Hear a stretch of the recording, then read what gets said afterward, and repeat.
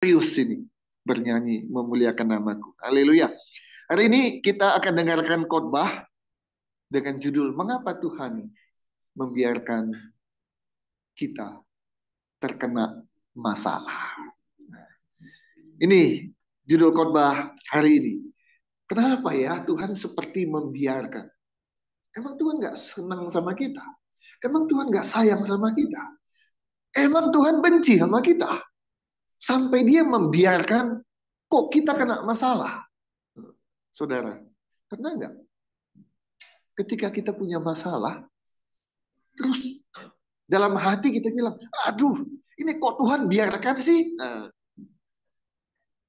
kalau Tuhan mau, bisa nggak Tuhan meluputkan kita dari misalnya kecelakaan? Bisa nggak? Bisa. Ketipu? Bisa nggak? Bisa, sangat bisa. Sakit misalnya. Bisa nggak Tuhan nggak ya Tuhan bikin kita jadi nggak sakit? Bisa nggak? Bisa, sangat bisa. Tapi pertanyaannya, kenapa ya Tuhan membiarkan kita kena masalah? Ada apa? Apa ada tujuannya? Apa ada manfaatnya dengan membiarkan kita kena masalah? Nah, oke. Pertama saya mau kita mengerti dulu, kita paham dulu. Apa itu masalah? Kadang-kadang gini ya, mau ngerti nggak ngerti bodoh amat.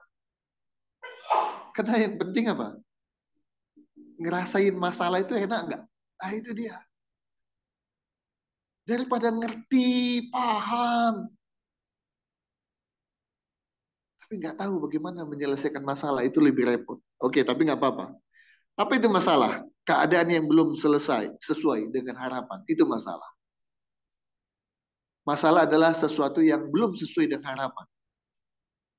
Pengen lulus, ternyata belum lulus. Itu masalah. Pengen hutang lunas, ternyata belum lunas. Itu masalah. Pengen punya pekerjaan, tapi belum punya pekerjaan. Itu masalah. Apalagi masalah? Hal-hal yang harus diselesaikan, tapi belum diselesaikan. Itu juga masalah. Belum bisa dipecahkan. Itu masalah. Apalagi?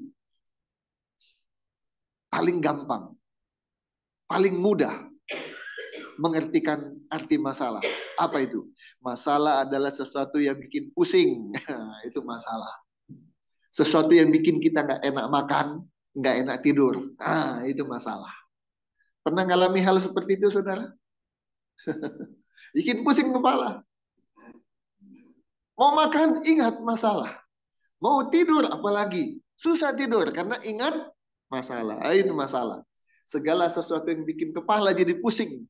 Yang nggak enak makan, nggak enak tidur. Itu namanya masalah. Bentuknya bisa macam-macam. Tadi saya bilang, nggak lulus-lulus, itu masalah. Bikin pusing nggak kalau nggak lulus-lulus? Pasti bikin pusing. Belum punya pekerjaan, pusing nggak? Pusing. Punya pekerjaan, punya usaha, tapi penghasilannya sedikit. Nggak mencukupi, apalagi berlebih. Nggak. Serba kurang terus. Karena gaji kecil dan penghasilan kecil. Masalah nggak? Masalah. Anak nakal, masalah nggak? Banyak bentuk-bentuk masalah. Ya. Nah sekarang pertanyaannya, ada nggak manfaat Tuhan biarkan kita kena masalah? Ada saudara, ada manfaat. Apa manfaatnya Pak Yunus? Rasanya yang ada mah kerugian melulu kalau punya masalah. Emang ada manfaatnya? Ada. Dengarkan saudara. Apa manfaatnya punya masalah? Pertama, mengingatkan kita bahwa kemampuan kita ini terbatas. Bahasa Jawanya eling. Eling. Apa itu artinya eling? Ayo, ingat. Sadar. Tahu diri. Bahwa kemampuan kita apa? Apa? Terbatas. Kepintaran kita, kalaupun punya, itu terbatas. kekayaan kita. Walaupun kita punya itu karena kita kaya, ada yang lebih kaya. Ada yang lebih kaya, ada lagi yang lebih kaya. Apapun yang kita punya itu terbatas. Makanya karena keterbatasan itulah kita bisa kena masalah. Jadi ingat ya, ketika kita punya masalah, terkena masalah, ingat kemampuan kita itu terbatas. Jadi jangan sombong, jangan sok. Punya masalah, gampang, saya bisa selesaikan. Nggak bisa. Ternyata kemampuan kita terbatas. Ada memang hal-hal yang bisa kita atasi sendiri, ada. Nah, tapi ada kalanya, sehebat apapun kita, sepintar apapun kita, sekaya apapun kita, masalah nggak bisa kita selesaikan. Yang kedua, apa manfaatnya kita kena masalah? Yang pertama tadi adalah mengingatkan kita, menyadarkan kita bahwa kemampuan kita terbatas. Yang kedua, manfaatnya adalah ingat bahwa kita masih punya Tuhan. Kadang-kadang kita merasa kita mampu menyelesaikan segala masalah sendiri. Bukan cuma masalah kita yang bisa kita selesaikan. Masalah orang lain pun kita bisa bantu. Kita bisa selesaikan. Sehingga orang ada apa-apa masalah selalu cari kita. Hebat, jago, luar biasa. Segala masalah bisa diselesaikan. Ingat nggak apa tagline-nya Pegadaian? Pegadaian menyelesaikan masalah tanpa masalah. Artinya apa? Gampang, kecil, mudah. Selesaikan masalah tanpa masalah. Karena ada orang menyelesaikan masalah tapi menimbulkan masalah. Gitu ya. Ada masalah baru. Masalah ini selesai, tapi masalah ini muncul. Nah, ini menyelesaikan masalah tanpa masalah. Nah, kadang-kadang manusia ada yang merasa saya mampu, saya bisa. Karena saya, jangankan masalah saya, masalah orang lain pun saya bisa dan sering menyelesaikan.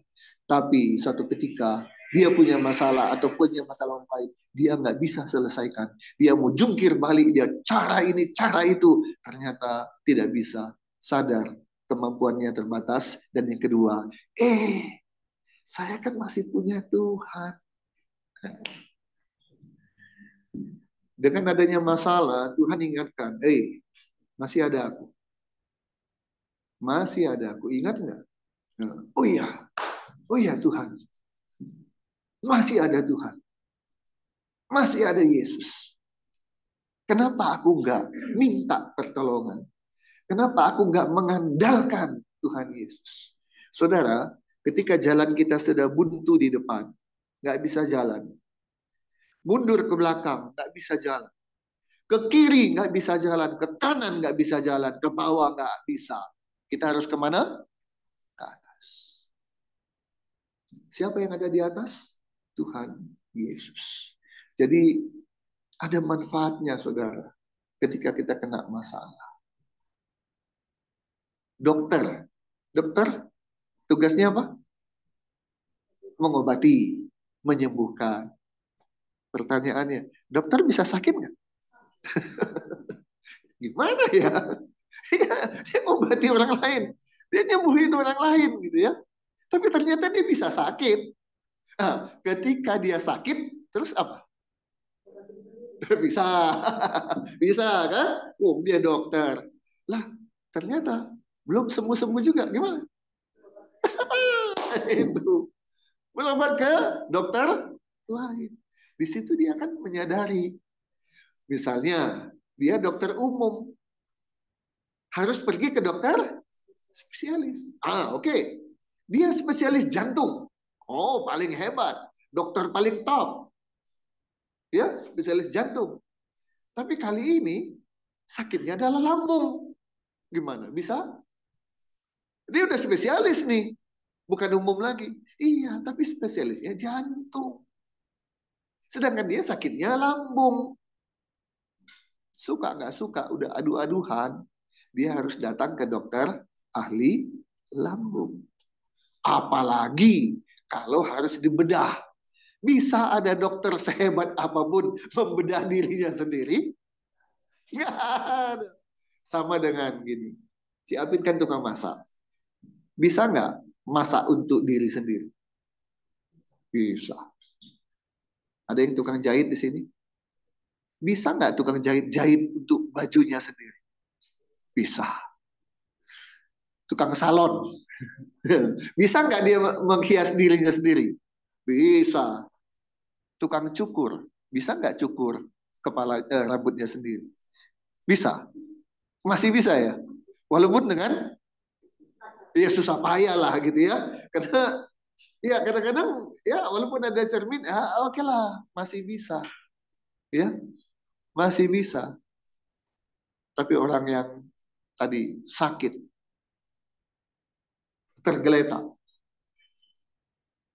menderita, masihkah dia bilang, saya akan mengobati diri saya sendiri karena saya seorang dokter? Atau dia akan bilang, bawa saya ke rumah sakit supaya dirawat, diobati oleh rekan-rekan dokter yang lain. Ada keterbatasan. Yang tidak punya batas hanya satu. Siapa? Tuhan Yesus Kristus. Haleluya. Ketika kita terkena masalah, saudara kekasih dalam Kristus, tanamkan dalam diri kita ya. Apapun masalah yang kita hadapi. Ketika kita terkena masalah, tanamkan pada diri kita. Satu, itu bukan berarti Tuhan kejam. Tuhan tidak peduli. Tuhan menghukum dan sebagainya. Tidak. Sekali lagi. Kalau kita terkena masalah. Bisa nggak terkena masalah? Bisa.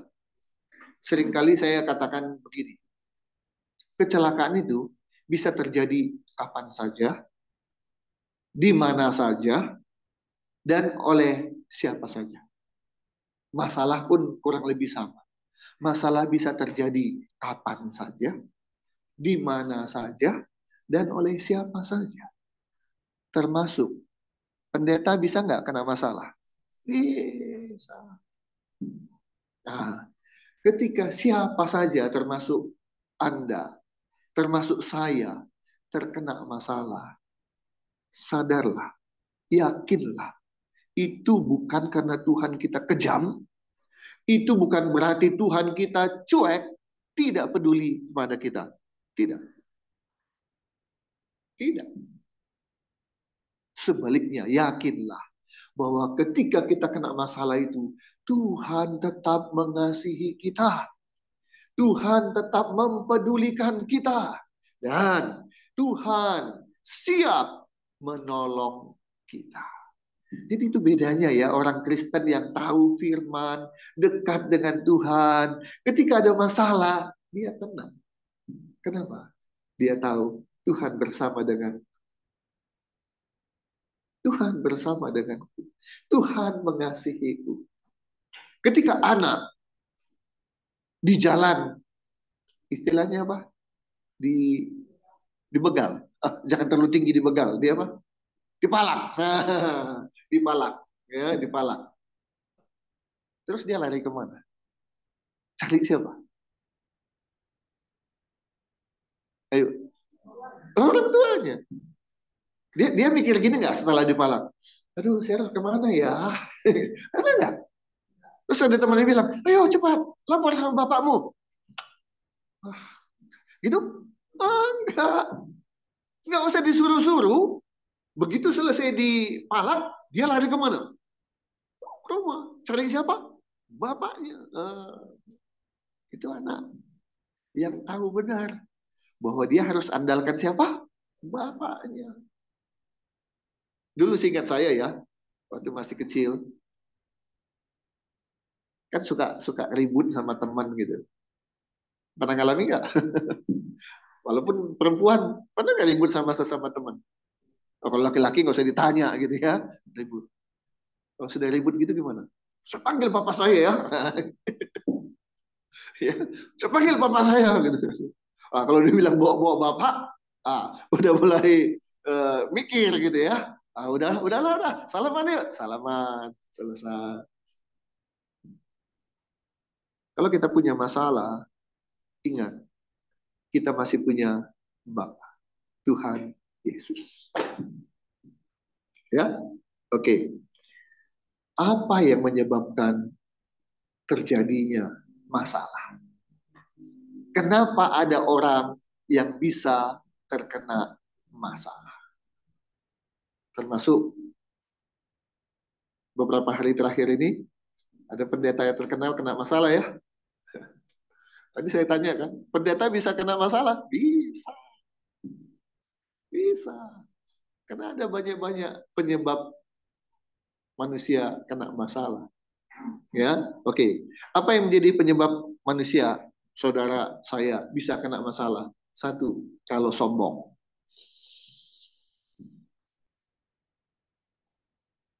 Orang sombong sedikit atau banyak masalahnya? Banyak. Ya namanya sombong. Nggak usah punya musuh yang secara langsung. Orang lihat orang sombong aja udah nggak suka. Ya, satu, sombong. Itu bisa bikin masalah. Yang kedua apa? Tidak teliti. Nah, itu bisa bikin masalah. Suka anggap remeh. Itu bikin masalah. Apalagi? Kenapa penyebab masalah bisa terjadi? Sombong, tidak teliti, anggap remeh. Apalagi penyebab masalah? Penyebab yang masalah terjadi adalah ketika kita melakukan kesalahan. Baik di depan manusia maupun apalagi di depan Tuhan. Kalau melakukan kesalahan di depan manusia, kena pada pasal-pasal KUHP. Muncul masalah nggak? Muncul. Sekarang lagi viral. Saya adik jenderal. Lihat videonya. Saya ada adik jenderal. Kemudian plat nomor, sebenarnya plat nomor biasa, hitam. Ditukar dengan plat nomor TNI. Itu kan sudah pemalsuan namanya. Nah, salah nggak? Salah. Apa yang terjadi?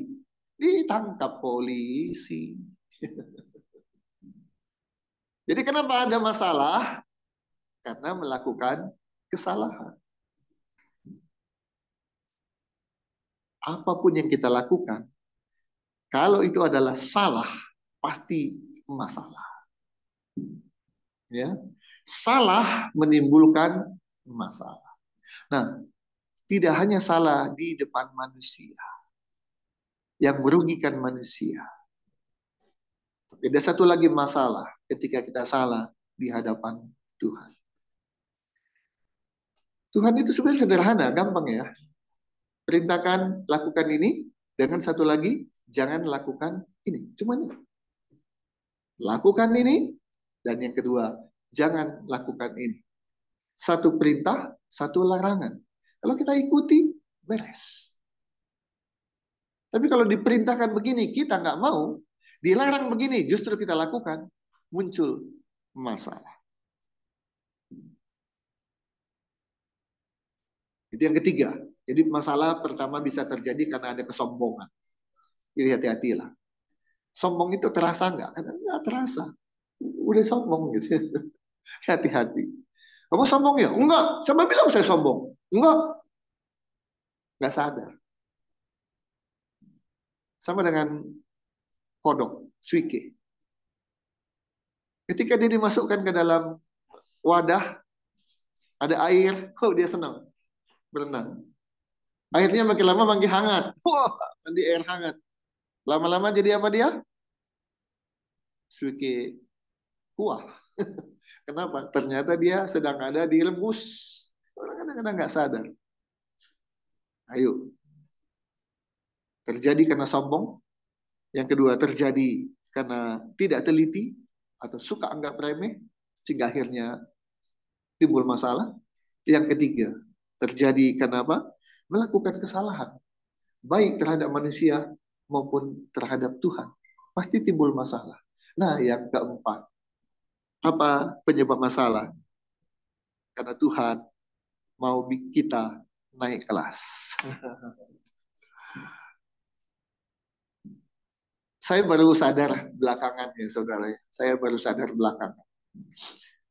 Dulu saya nggak sadar ini.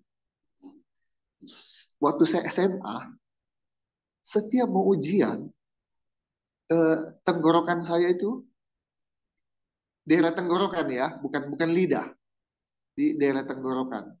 Jadi kalau lihat di cermin, kelihatan tuh di daerah tenggorokan. Apa? Sariawan. Tiap kali saya mau ujian, itu sariawan. Sariawan satu aja di bibir, di lidah. Ada yang pernah ngalami? Gimana rasanya? Sakit ya? Ngomong juga gimana? Susah gitu ya. Jadi pelok gitu ya. Karena kalau lidah kena ke gigi, aduh sakit gitu ya. Nah, bayangkan itu di tenggorokan saya, lihat beberapa putih, sariawan. Kalau makan, lewat tenggorokan nggak? Gimana rasanya? Mau minum, semuanya perih. Belakangan saya tahu, kenapa tiap ujian saya sariawan. Saudara tahu? Stres. Itu nggak ngerti waktu itu. Hanya aneh aja. Kenapa ya? Tiap ujian. Kok sariawan? Nah, belakangan baru saya tahu, oh itu yang namanya stres. Jadi sariawan.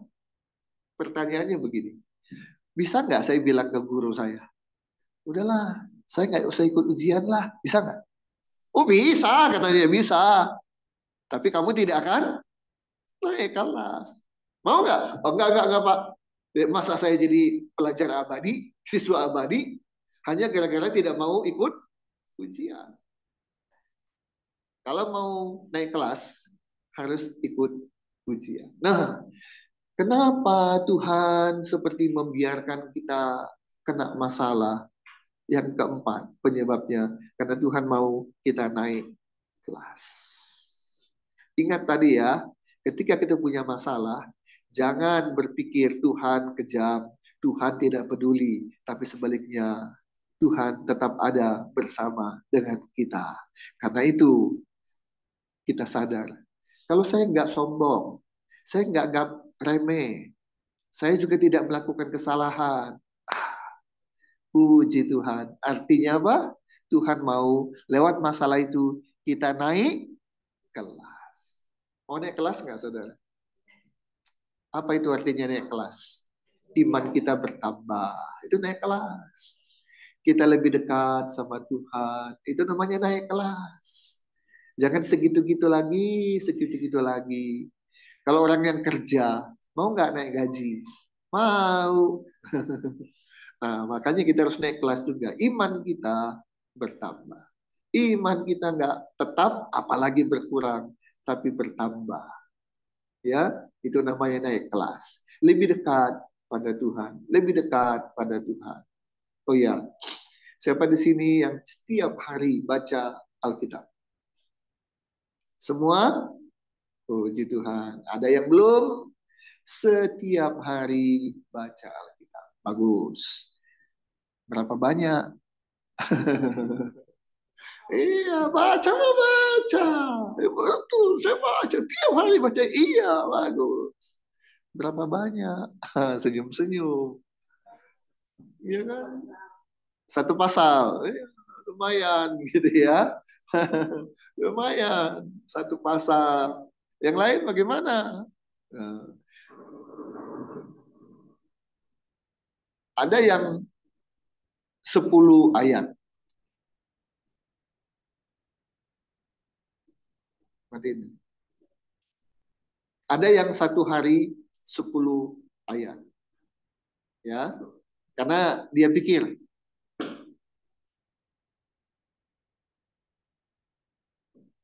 pikir yang penting saya baca Alkitab. Bagus. Tapi masa dulu sekarang sampai selama-lamanya 10 ayat terus? Vera pernah kecil nggak? Pernah dong. Bayangin si Apit tiba-tiba punya bayi segede Vera. Oh, ampun. Ampun. Nah, waktu kecil makannya apa? Itu minum. Makannya apa? Makan. Makan apa waktu kecil? Bubur. Terus sudah anak-anak, makannya apa? Bubur aja lagi. Sudah remaja, makannya apa? Bubur aja lagi. Sudah dewasa, makannya apa? Bubur aja lagi. Gimana rasanya? Jalannya pun gimana? Tenaga bubur gitu. Masa dulu berapa? 10 ayat. Sekarang 10 ayat. Nanti tetap 10 ayat. Ya, jangan. Harus naik kelas dong. Naik kelas. Sama, saya juga begitu. Ya, saya sudah selesai membaca dari Kejadian sampai Wahyu. Tapi kemudian ulang lagi. Ulang lagi. Jadi nggak pernah, udah selesai, ya udah. Ulang lagi. Ulang lagi. Dulu selesai Kejadian sampai Wahyu. Sekian lama. Naik kelas dong. Waktunya makin pendek. Kenapa makin pendek? Yang dibaca makin banyak.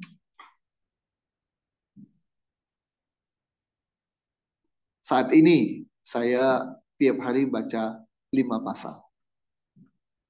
5 pasal. Pagi-pagi 2 pasal. Siang dan malam 3 pasal. Setiap hari 5 pasal. Sampai selesai. Nanti sebelum akhir tahun udah selesai. Kalau udah selesai bagaimana? Naik kelas lagi dong. Jangan 5 pasal lagi, 5 pasal lagi. Ada pendeta yang sudah baca Alkitab. Berapa kali ya? Saya lupa ya. Lebih dari 100 kali baca Alkitab. Dari Kejadian sampai Wahyu. Persisnya saya lupa. Lebih dari 100 kali.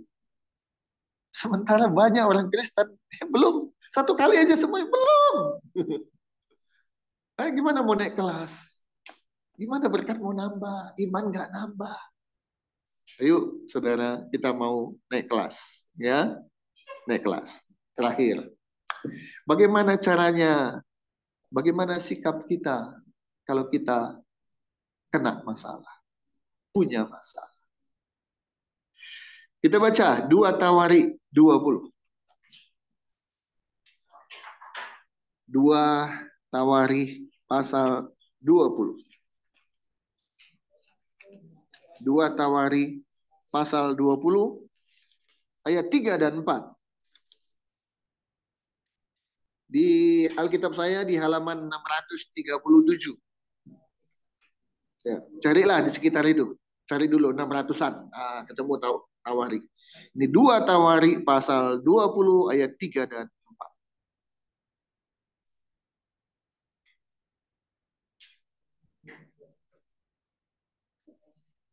Sudah ketemu?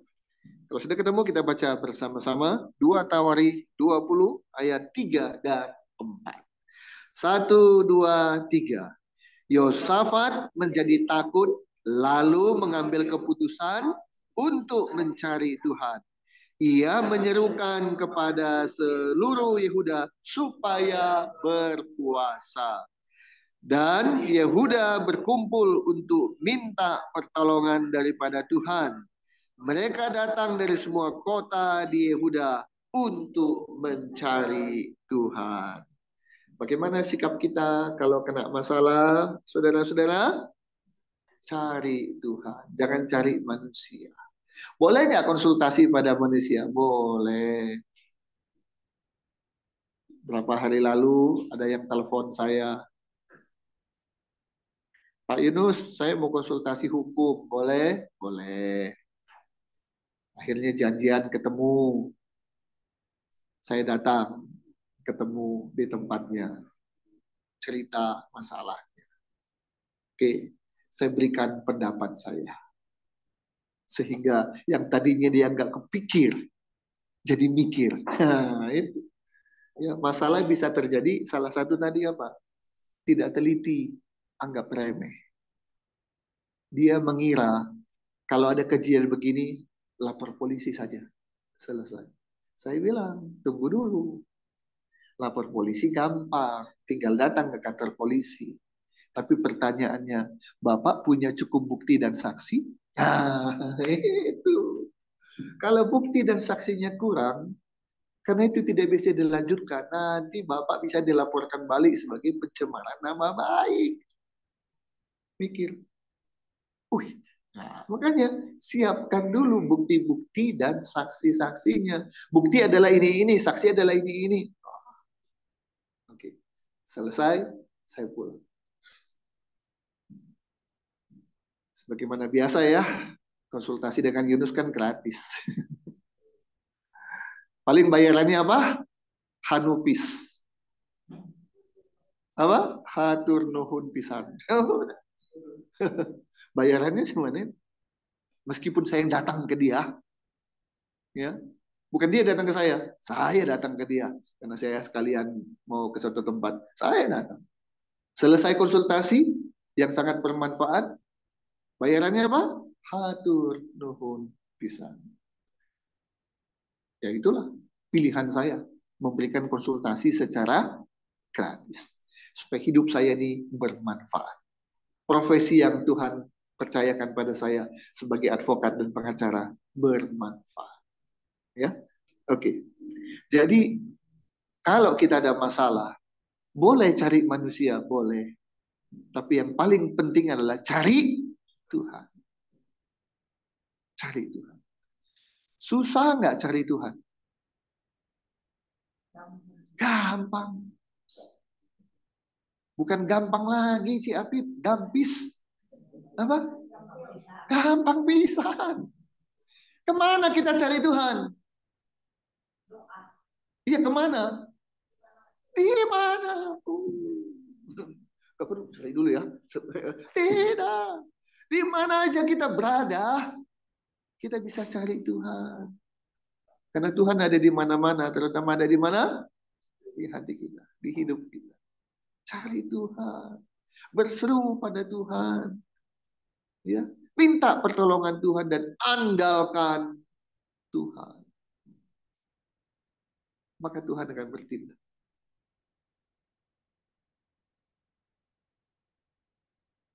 Yang kedua, 2 Tawari 15. Tadi 20. Sekarang 15. Ayatnya sama, 3 dan 4. 2 Tawari 15 ayat 3 dan 4. Tadi 20 ayat 3 dan 4. Sekarang 2 Tawari 15 ayat 3 dan 4.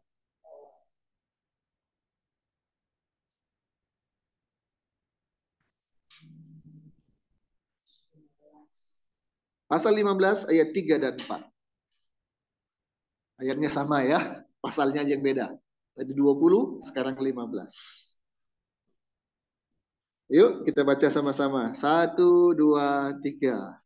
Lama sekali Israel tanpa Allah yang benar, tanpa ajaran daripada imam, dan tanpa hukum.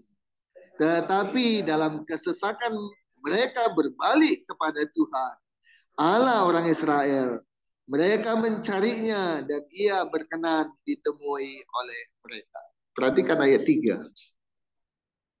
Kalau kita pelajari, kita baca, ya, raja ini digantikan sama anaknya, terus begitu, ya, terus ditulis di Alkitab kita. Maka raja ini berbuat hal yang tidak benar di hadapan Tuhan. Sering sekali itu. Ini bangsa Israel, raja-rajanya, aduh, begitu lagi, begitu lagi, begitu lagi, begitu lagi. Ya, khas selalu melakukan hal-hal yang tidak berkenan di hadapan Tuhan. Sudah ada rumah yang dibangun di mana Tuhan tinggal dan bersemayam, masih juga bikin tempat-tempat persembahan untuk dewa-dewa. Dan akhirnya Tuhan marah. Mereka punya masalah. Ini dia. Ya. Tapi ayat 4 mengatakan dalam kesesakan mereka. Kesesakan itu menyenangkan atau tidak menyenangkan? Tidak menyenangkan. Kesesakan itu masalah bukan? Masalah. Tetapi dalam kesesakan mereka, artinya dalam masalah mereka, apa yang mereka lakukan? Berbalik kepada Tuhan, mencari Tuhan. Jadi kalau kita melakukan kesalahan, timbullah masalah, yang kita harus lakukan cepat balik. Minta ampun. Minta maaf. Dan bertobat. Jangan tinggal tetap di dalam kesalahan kita. Sudah tetap salah, tetap tidak mau minta ampun, tetap tidak mau bertobat. Ayo, kalau kita udah melakukan kesalahan, karena itu timbul masalah, bertobatlah, berbaliklah, cari Tuhan, minta ampun kepada Tuhan. Ya, supaya apa? Supaya Tuhan menolong kita. Tanpa pertobatan, tanpa pengampunan, maka tidak ada pertolongan dari Tuhan. Terakhir kita baca 2 Tawarik 32.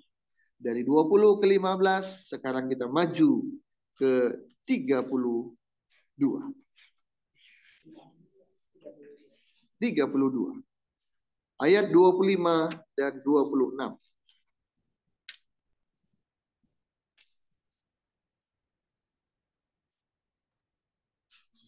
Ketika kita kena masalah, ini yang harus kita lakukan. 2 Tawarik 32 ayat 25 dan 26. Ayo kita baca sama-sama. 1, 2, 3.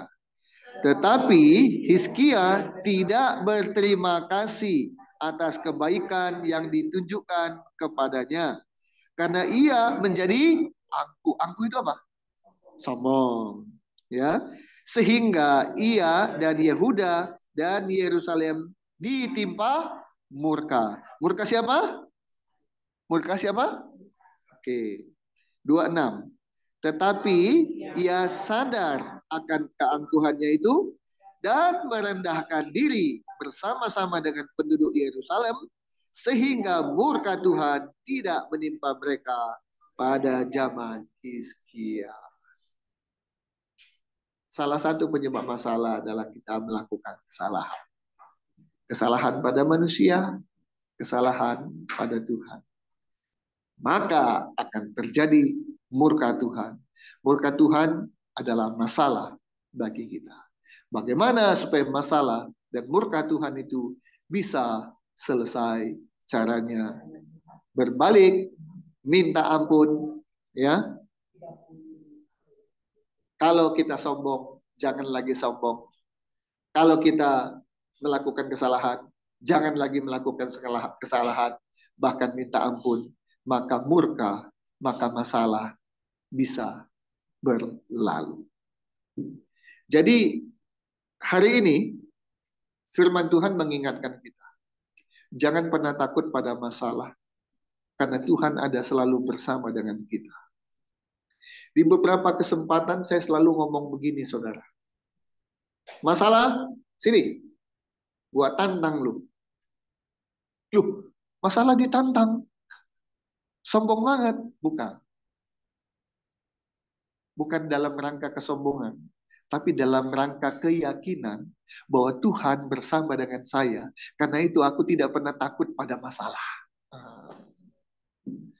Sebaliknya, saudara, masalah itu paling suka pada orang yang takut sama masalah. Maka jadilah anak Tuhan yang tidak pernah takut pada masalah. Tidak pernah terintimidasi pada masalah. Nanti kamu ada masalah loh. Tidak takut. Kenapa? Satu, saya nggak sombong. Saya nggak anggap remeh. Saya teliti. Saya tidak melakukan kesalahan. Kalaupun ternyata kena masalah, itu ujian. Saya naik kelas, jadi nggak pernah takut. Kenapa? Sepanjang Tuhan selalu ada bersama dengan saya tidak pernah takut pada masalah. Bahkan saya taklukkan masalah bersama dengan Yesus. Dan dengan itu saya naik kelas. Mau nggak berkatnya tambah? Mau nggak?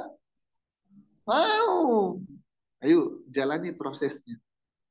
Ya, jangan takut pada masalah. Tuhan membiarkan masalah, tentu ada rencana. Bukan karena dia benci kita, bukan dia kejam pada kita. Rasain lu, Tuhan kita nggak seperti itu. Saya tutup dengan sebuah cerita. Di sebuah daerah, ada sebuah kebiasaan. Nah, kalau soal cerita kebiasaan ini, macam-macam daerah, beda-beda ya. Nah, ini di daerah ini, ada sebuah kebiasaan.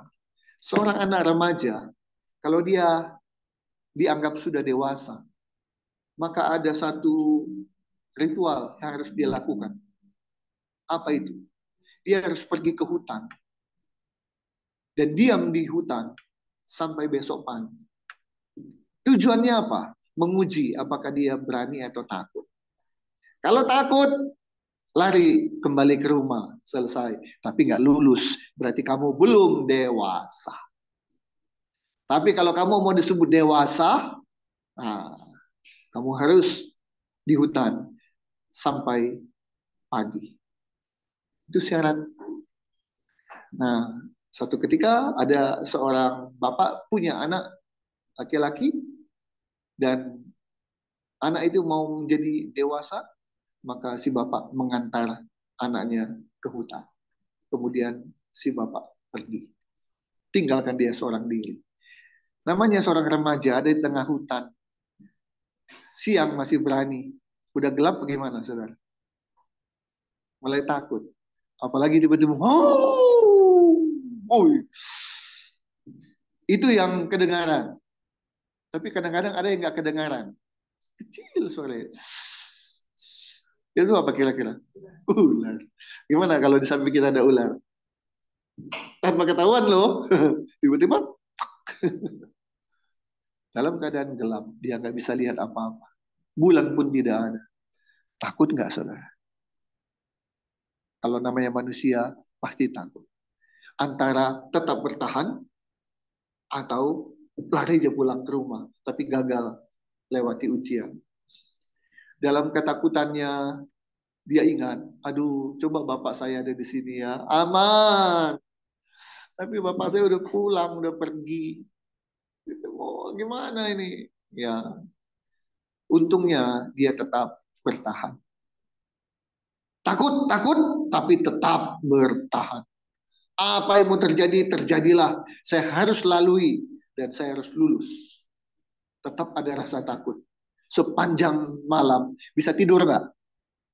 Boro-boro, nggak bisa tidur. Takut diterkam harimau, diterkam serigala, patok sama ular.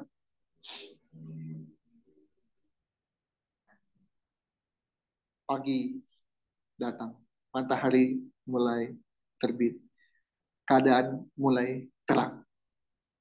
Apa yang terjadi? Dia lihat ternyata bapaknya hanya berjarak berapa meter dari dia. Dan ngapain bapaknya? Tidur? Tidak. Diam? Tidak. Siaga dengan tombak di tangan. Lagi ngapain sih bapaknya? Menjaga. Dia tahu nggak? Enggak. Kalau dia tahu kan dia aja ngobrol bapaknya. Tenang aja dia. Nggak ngobrol. Itu bapak saya. Tenang. Dia nggak tahu. Kalau kita tahu, apa yang kita tahu? Bapak kita tidak pernah membiarkan kita menghadapi masalah seorang diri. Dia selalu menjaga kita. Dia selalu melindungi kita. Tapi tetap kita harus apa? Jalani sampai lulus. Kenapa kita bisa lulus? Karena kita yakin Tuhan selalu bersama dengan kita. Dan kita selalu mengandalkan Tuhan. Jadi saya tanya hari ini, saudara takut nggak kalau ada masalah datang? Takutnya mah ada, manusiawi. Manusiawi. Tapi lebih besar lagi apa? Keberanian kita daripada ketakutan. Kenapa? Karena kita mengandalkan Tuhan dan yakin Tuhan jauh lebih besar dari masalah kita. Ya, tidak ada yang sulit bagi Tuhan untuk membantu menyelesaikan masalah kita. Nah, jangan lupa cari Tuhan. Doa, puasa, baca Alkitab. Ini harus selalu menjadi teman dekat kita. Bagi saudara yang belum baca Alkitab tiap hari, baca. Mulai dari 10 ayat aja, sedikit lah gitu ya, nggak apa-apa. Dikit, tapi tiap hari. Sehingga menjadi seperti apa yang saya alami, saudara. Apa yang saya alami? Setiap pagi saya duluan baca. Dan saya berkomitmen. Nggak ngapa-ngapain. Kecuali misalnya mau ke toilet. Ya, ke toilet dulu. Tapi saya nggak ngapa-ngapain. Dulu kebiasaan saya kalau bangun, mungkin ada sama dengan saudara. Begitu bangun, ngambil apa? Handphone. Sama kita ya. Sama kita. Sama salahnya gitu ya. Saya ubah. Saya tidak ngapa-ngapain dulu. Sebelum baca Alkitab. Ah, itu saya lakukan. Sehari, seminggu, sebulan, bertahun-tahun. Kemudian malam, tidak tidur sebelum baca Alkitab. Jadi saya baca 2 kali. Pagi sekali, malam sekali. Terus sekarang udah pagi, siang, malam. Itu jadi mendarah daging. Ngantuk. Tidur. Lupa. Kebangun, saudara. Kenapa? Belum baca Alkitab. Nah, jadikan itu menjadi kebiasaan kita. Bagian dari hidup kita. Setiap hari baca Alkitab. Baca Alkitab, baca Alkitab, baca Alkitab. Nanti lihat saudara, hasilnya beda. Beda. Nah kalau sama aja, yang baca Alkitab dan tidak baca Alkitab, ya saya juga milih gak usah baca Alkitab. Betul nggak? Yang rajin belajar dengan yang malas belajar, hasilnya sama aja kok, sama-sama lulus. Ngapain itu belajar? Yang kerja keras dengan yang malas, sama aja, sama-sama kaya. Yang ngapain itu kerja keras? Pasti beda. Yang baca Alkitab, rajin berdoa, pasti hasilnya beda. Mau hasilnya beda? Baca Alkitab, doa. Baca Alkitab, doa. Baca Alkitab, doa. Pasti hasilnya beda. Haleluya. Mari kita berdoa. Tuhan Yesus, terima kasih. Kami sudah